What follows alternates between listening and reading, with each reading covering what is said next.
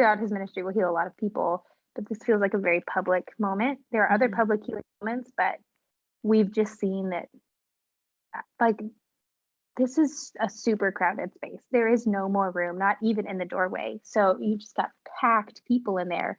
So I even just the visual of this man getting up for the first time. Did it take him a long time? His legs, he hasn't used them in so long. I mean, even think about with people who aren't paralyzed. If you're in a cast for a while and those legs, those limbs haven't been used, it's still, you know what I mean? It's not like, who knows, right? But he's trying to figure out how to walk. How long has he been paralyzed? His whole life? Is he like a toddler learning to walk? It's probably awkward, but it's also amazing. And he's probably trying to roll up his mat because it says he took the mat. Yeah. How did he take it? And it's crowded. And how does he walk out of the door? He has to go through people. I mean, that whole experience would be physical, I think, even for the crowd, in the sense that they'd have to be moving around to let him walk through. And so Jesus, for not only the friends and the man, which the friends we think are still on the roof. What are they doing? Are they like watching through the beams, you know? Are they getting down to meet their friend? I don't know. It helps me to think about the hot, sweaty room that it maybe was, and this awkward man trying to get up. And that not only are these religious people addressed, the man is addressed and the friends are addressed, but the crowd, you know, is not addressed by Jesus directly, but they certainly, you know, they say, as a result, all were astounded. And they are saying, it says, whether they're all saying the same phrase, but a lot of them are at least saying, we have never seen anything like this. So you can just imagine them whispering to each other, whatever. Maybe they knew him, maybe they didn't. They're just in shock and talking to each other and having to move out of the way for him to leave the room. I mean, the doorway was blocked, so people are having to move to let him out. And it says they gave glory to God. What a different posture than the religious leaders, that even this watching crowd, again, whether they fully understood Jesus's what he was there to do, they're rightly glorifying God. They recognize this is of the Lord, and in their hearts they're celebrating it and speaking to one another about it. And what an experience that would be. It wasn't theoretical for the crowd either. It affected them in some ways. Some of them probably left with like pieces of the roof in their hair, you know, if they're digging through it. It was probably rained the roof for several minutes, you know? So it's just, I don't know. It's amazing. Yeah. Yeah. I love the fact that so many were touched physically, right? Their hearts were touched, but they experienced this as a corporate group of people.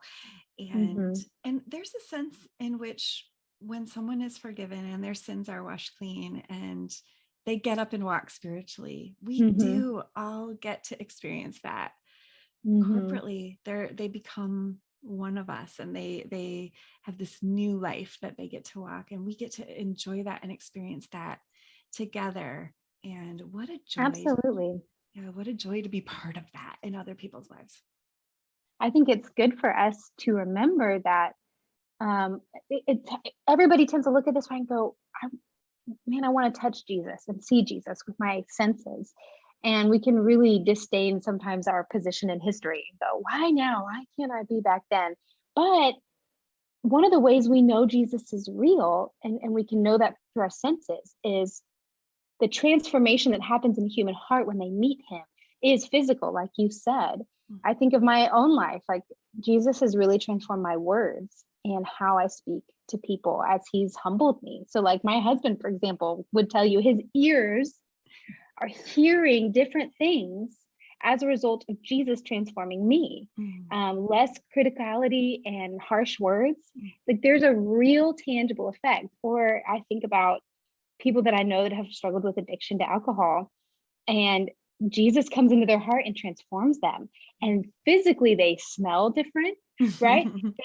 Differently. They're, or people that are harsh with their hands. One of my daughters was really angry as a little 3-year-old and hit her sister a lot and punched her and, pulled her hair and did all of that. And Jesus has transformed her. She put her faith in him. And physically, that has had physical, changes in her that are felt by other people.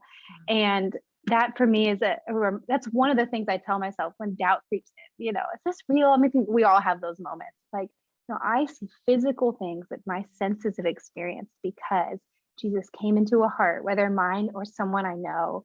And I hear different things, I smell different things, I feel different things, I see different things because of Jesus, just like the man, just like these friends. And that should encourage and strengthen our faith. He's that real, still today. That is beautiful. I mean, yeah, just imagine this community seeing this man walking around, right? Every time they saw him, they could remember the dust and the dirt in their hair from the roof, right?